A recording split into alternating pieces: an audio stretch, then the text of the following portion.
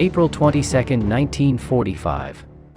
With the battle for Berlin already underway, a new routine meeting takes place in Hitler's bunker.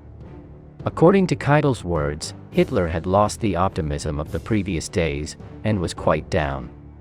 For a few days, many had tried to convince him to leave Berlin, and go to his residence in the Alps.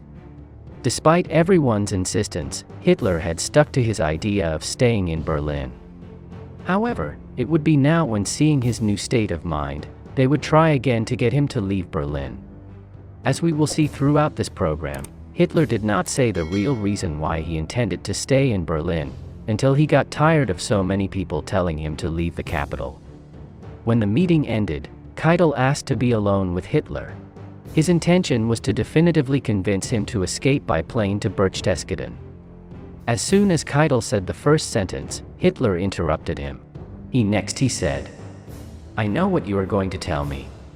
A decision needs to be made right now. I have already made up my mind, and everyone knows that I will never leave Berlin. I will defend this city until my last breath. Either I am victorious here, or I will fall with my troops." So I announced to the German people and to the capital of the Reich by radio a few hours ago, and I am not about to change my mind.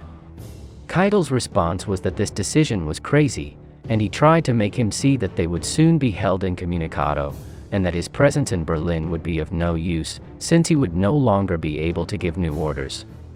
At these words, Hitler interpreted that Keitel perhaps wanted to save his own life, and that he was worried about that, so he told him that he could leave the city if he wanted to. This offended Keitel, who, demonstrating his unconditional loyalty, told him that he had no intention of leaving without him, and that he would never leave him. Hitler then told Keitel that it was not advice he had given him, but an order, so Keitel should prepare to travel to Berchtesgaden, and from there do what he could.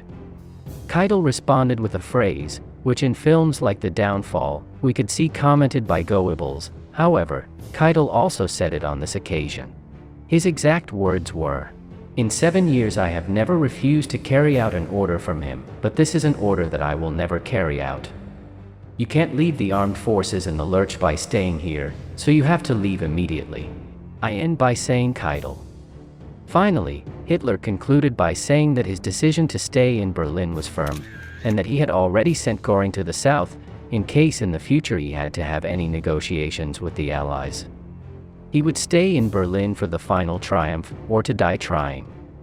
At this point, Keitel understood that it was useless to continue the conversation, and they ended it. Following this, Keitel left the bunker and organized a series of visits to the front lines, with the aim of learning more about the situation of the 9th and 12th Army. The next day, already on April 23rd, a new meeting took place in Hitler's bunker, when Keitel returned. Once the conference started, Keitel laid out the information, which he had collected on his visit to the various headquarters. In summary, the 12th Army was heading to Berlin, and together with the 9th, they were the last hope to save the city. Once the meeting was over, Keitel again tried to convince Hitler to leave Berlin, since the city would most likely end up falling into Soviet hands. It was on this occasion when Hitler, already tired of so much insistence, openly stated the reason why he was staying in the capital. In an attempt to make the explanation clear to everyone, Hitler also invited Jodl and Krebs to be present so that everyone could hear him. He then commented that the simple fact of being in Berlin inspired his troops in their determination to resist, and reduced the panic among the population. Unfortunately, these were now the preconditions of success for the ongoing operations, which were aimed at liberating Berlin, and for the battle for the city that would follow. His last trick to win the war was the faith that the people continued to place in him, which was now reinforced by his presence in the same combat zone. Thus, he would personally direct the Battle of Berlin until the final result. Next, the German leader gave the following example so that everyone would understand what he was referring to. East Prussia, he had stood his ground the whole time he was in the Rassenburg barracks, close to the front. However, as soon as he evacuated the position, the German defensive line crumbled and collapsed. This was because he had stopped supporting him with his presence, and this was precisely what he was going to avoid now in Berlin. This, and no other, said Hitler, was his real reason why he would remain in Berlin until the end regardless of the outcome, for he did not intend to break his promise to either the army or the population of the city. According to Keitel, Hitler said all this calmly and in a firm and calm voice, leaving no room for any kind of retort on his part. Once the conversation was over, Keitel re-entered Hitler's private room to ask him one last question on a personal level. "My Führer, may I ask you, if any kind of talks have already started with the enemy, which will allow us to negotiate? And if so, who is in charge of directing them?" Keitel asked.